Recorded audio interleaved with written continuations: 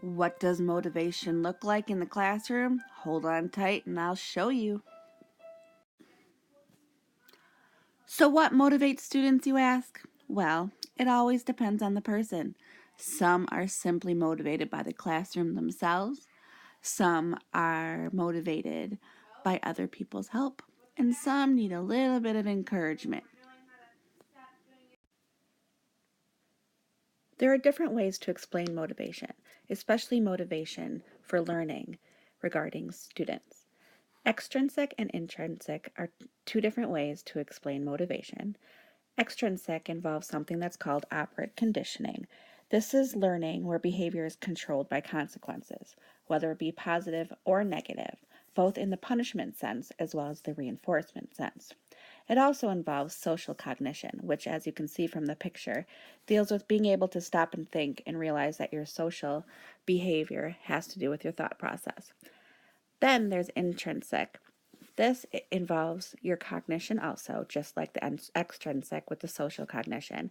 It also affects the biology and the spiritualness of the student. And it also involves something that's called conation. This is like a self-purpose with how you perform with things.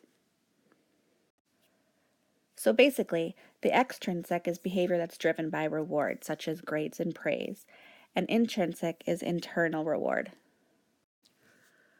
One theory of motivation is called Maslow's hierarchy of needs, and as you can see from this slide, there's a triangle, and on the base is the psychological, which is the basic needs, such as food and shelter.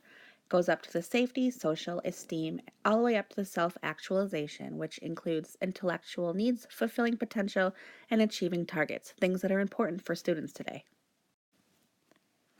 Another theory is called the goal theory that came from a man named Martin Ford, who said that the goal has to be bigger than the obstacles that are involved.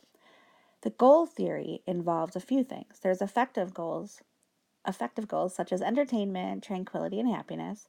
There's cognitive goals such as curiosity and understanding. There's subjective organizational goals such as unity, harmony, and transcendence. There's self-assertive social, which involves validity and self-determination. There's integrative social, which is like belonging to something and social responsibility. And then there's the task goals, which includes mastery, creativity, management, and material gain. The impact of motivation on students is vast.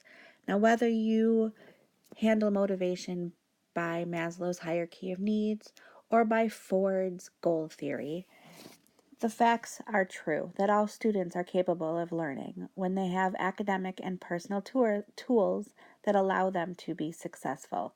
Now, with that, could bring smiles on their faces and the motivation that's needed for them to succeed.